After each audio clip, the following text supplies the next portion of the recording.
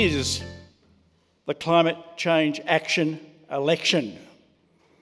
If you're in any doubt, look around you. In conservative Kooyong, more than 600 people saying enough is enough. No more excuses. We need urgent action now.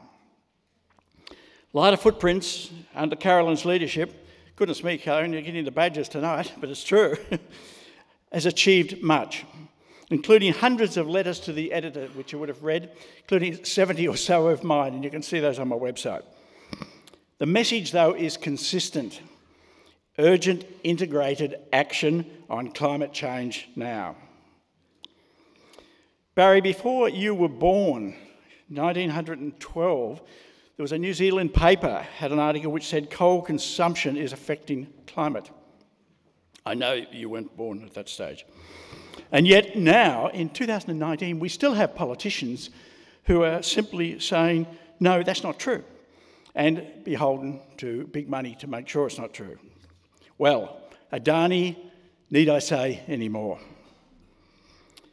My city planning work is underpinned by a clear process.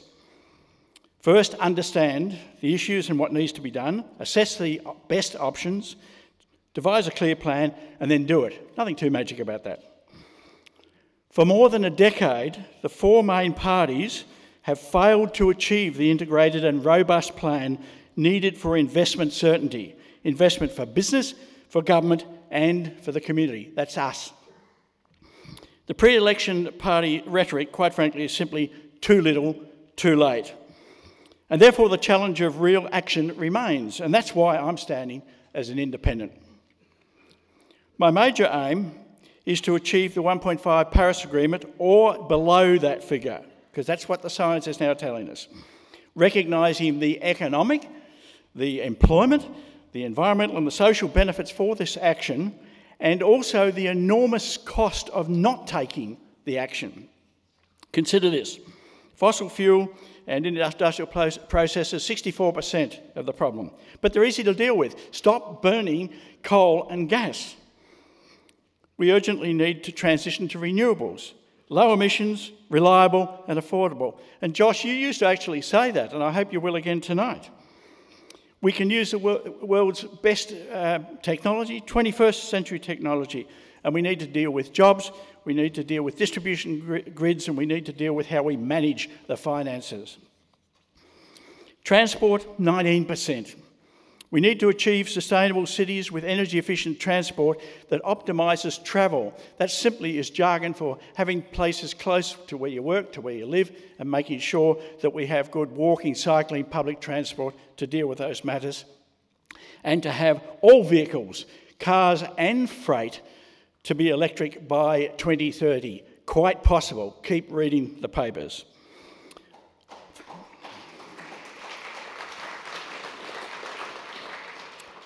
We live in a society, not just an economy.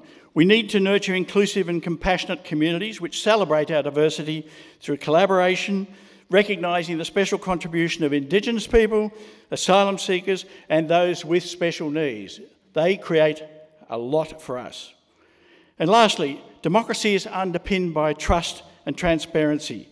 Misinformation, half-truths, and lies have absolutely no place in our democracy. We've been subjected to a lack of transparency about climate change, renewables, job estimates, and Adani, good Lord, particularly this latest water approval. But also, what about the banks, the ABC, asylum seekers, water management, particularly the Murray-Darling Basin? Misleading information at best, lies at worst. Enough is enough. The people of Kooyong and across Australia deserve and demand better from our elected representatives. Let me finish with this. The recent budget speeches barely touched on climate change. Hey, I'm back in black. Take a look at that. Hey, and also, let me give you some money. You probably can't see it there, and I haven't got lots. I don't know how it's going to roll. But let me warn you, these $50 notes have written on them, Global Warming Action Now. So see if you can cash those in. But more seriously, throwing around bags of money, our money, is no answer to the global warming emergency. We need strong advocacy by an independent who understands the urgency and what needs to be done. Greta and the students, our own students, inspired me. I'm personally underwriting my campaign. I have supporters, well, my wife's here and a couple of others, but there are no big backers. And of course, I'm happy to have your donations. But much more importantly, and this was already been said, vote wisely. And I'm asking for your first preference. Of course, I'm asking for your first preference, but your second preference will also count. Make sure it goes to a candidate who understands climate change and the reason that we're all here tonight. So, vote 1, Bill Chandler for Kooyong. Thank you very much.